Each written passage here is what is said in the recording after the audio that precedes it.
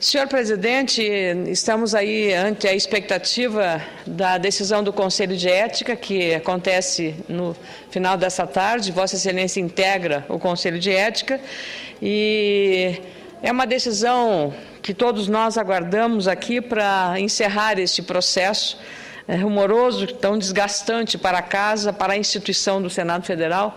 E, seguramente, assegurados todos os direitos de defesa dentro do processo e do regime democrático, que aconteça isso com a rapidez possível dentro dos limites da lei.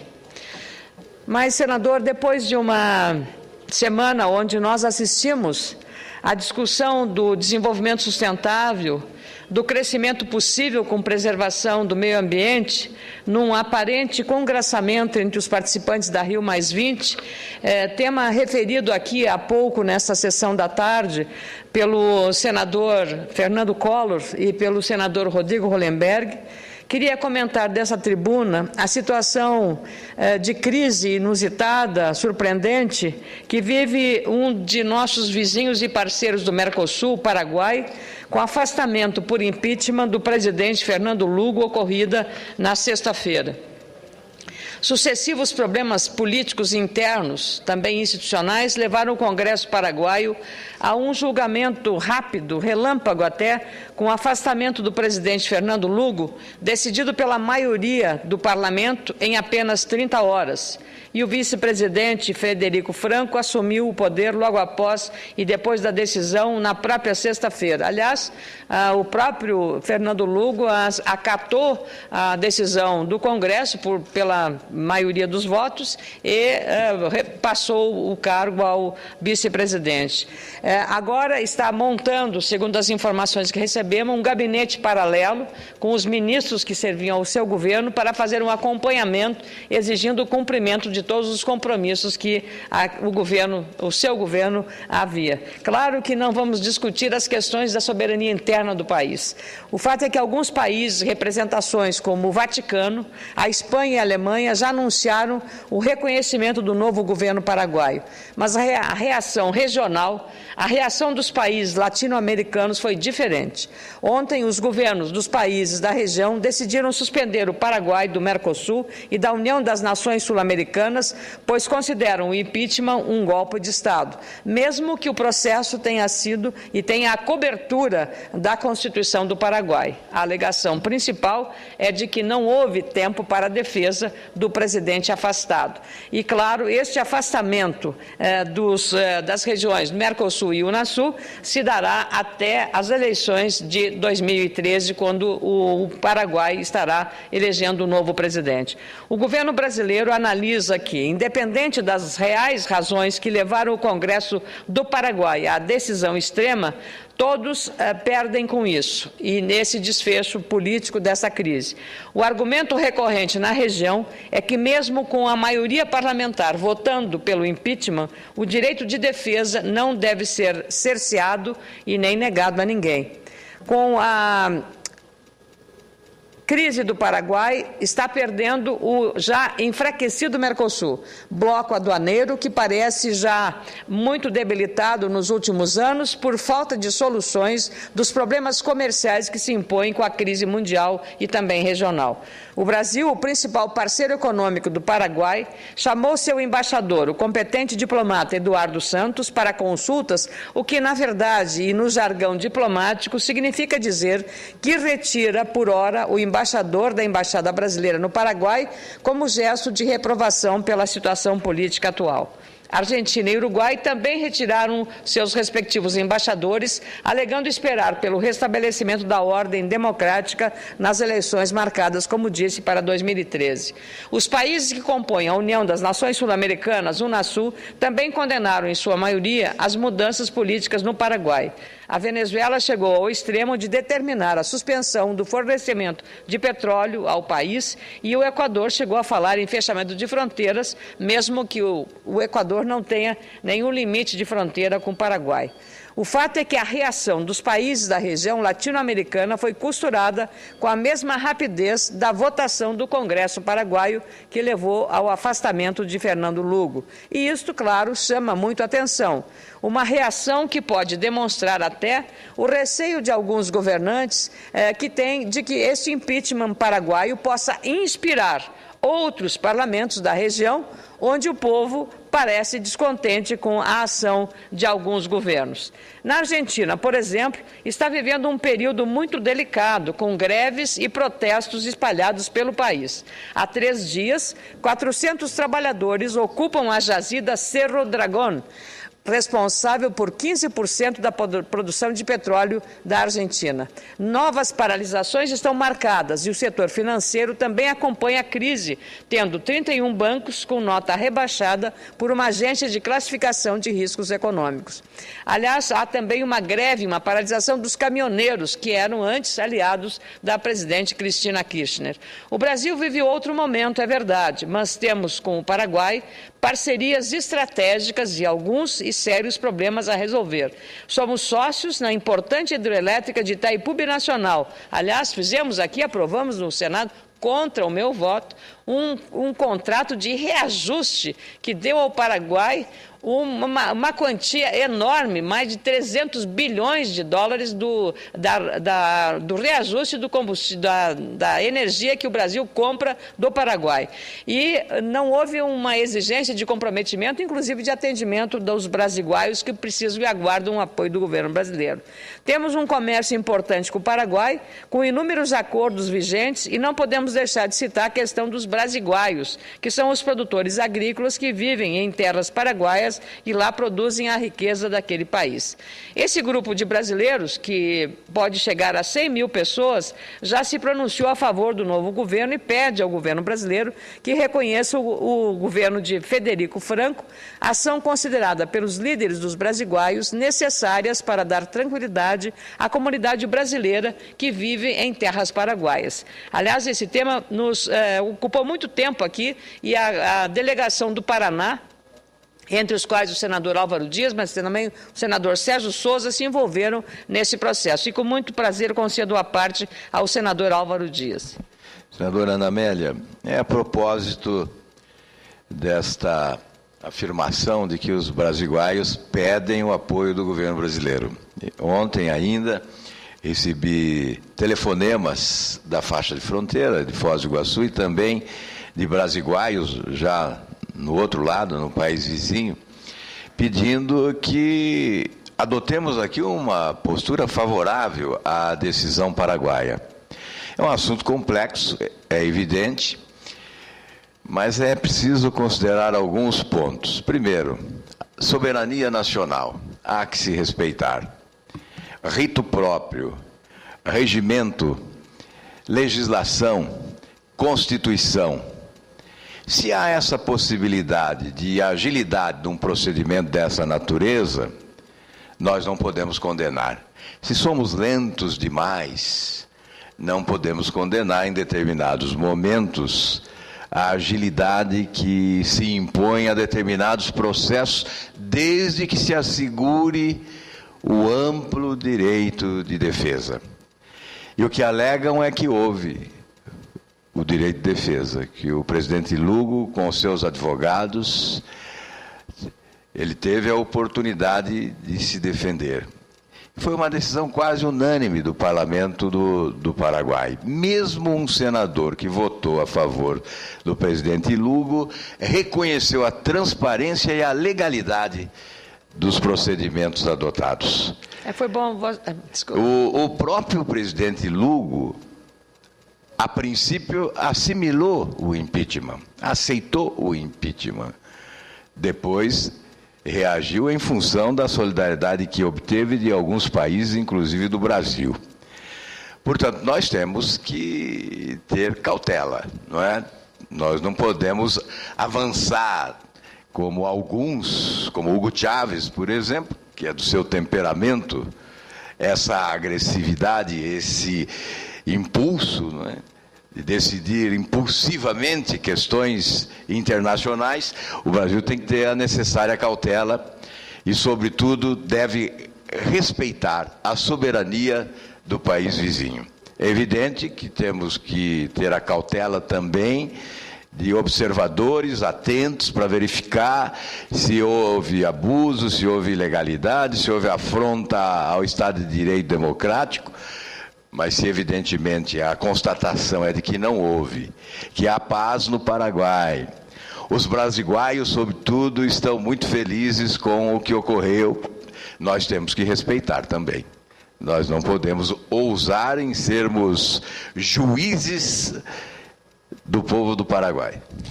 Senador Álvaro Dias, Vossa Excelência faz a referência a um dado importante que no Senado foi apenas um voto favorável ao ex-presidente Fernando Lugo. E na Câmara, 4 votos do total do Parlamento. Portanto, do ponto de vista da expressão da maioria, e como disse Vossa Excelência, nós não podemos, o Brasil, nenhum outro país da região, tentar uma interferência indevida na soberania interna do Paraguai, por mais que tenhamos críticas a procedimento.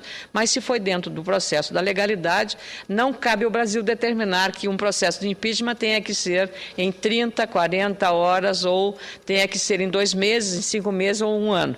Então, essa é uma questão exatamente que Vossa Excelência aborda com grande propriedade, porque nós não podemos ferir, temos que preservar sobre todos os aspectos esses grandes interesses que estão envolvidos, mas, sobretudo, a questão relacionada à soberania. Em relação a Hugo Chávez, é surpreendente que ele tenha imediatamente tomado essa decisão, mas esteja ajudando a Síria, que está matando civis à torto e à direito, e tem ajudado esse país à manutenção de um governo que o mundo inteiro está olhando, perplexo, e que as próprias Nações Unidas retiraram a sua representação no acompanhamento naquele país. Então, é bom também fazer essa ressalva em relação aos direitos humanos e à proteção dos cidadãos civis, sejam eles sírios ou de outras nacionalidades que sejam naquele país. Quando vejo o calendário, eu percebo que a reviravolta política no Paraguai acontece às vésperas da reunião de cúpula do Mercosul, marcada para quinta e sexta-feira próximas, em Mendoza, na Argentina. É nesse encontro que os próximos passos serão dados, não só em relação à crise, mas o próprio processo que está vivendo o Mercosul de grande fragilidade. O desafio começa na organização da lista dos participantes, já que o novo governo paraguaio, liderado por Federico Franco, diz que estará presente para discutir com os membros do Mercosul a atual situação, no mesmo momento em que o ex-presidente Fernando Lugo, que instalou um governo paralelo, hoje, reiterou que também irá à cúpula do Mercosul. Aí só teremos um grande dilema a resolver, mas isso caberá aos líderes do Parlamento do Mercosul, que terão seguramente maturidade suficiente, como tem a presidenta Dilma Rousseff, no encaminhamento dessa solução. Aliás, o governo brasileiro imediatamente pediu a ação do chanceler Antônio Patriota para entrar nesta ação política de uma costura e de uma engenharia extremamente delicada nesse processo, porque não podemos nem interferir, mas não podemos deixar que a região sofra algum colapso digamos, de fragilidade institucional e política e também do ponto de vista democrático, considerando que esses países viveram, num passado recente, processos relacionados a regimes de força. Os 3 países parceiros do Paraguai no Mercosul, Brasil, Argentina e Uruguai, vão precisar avaliar a situação de forma muito profunda. O Parlasul, que reúne os parlamentares do Mercosul, também tem uma agenda para os próximos dias. Estamos na expectativa da confirmação da primeira reunião do Parlamento do Mercosul em Montevidéu. Seria muito oportuno discutir os atuais fatos no âmbito parlamentar e político.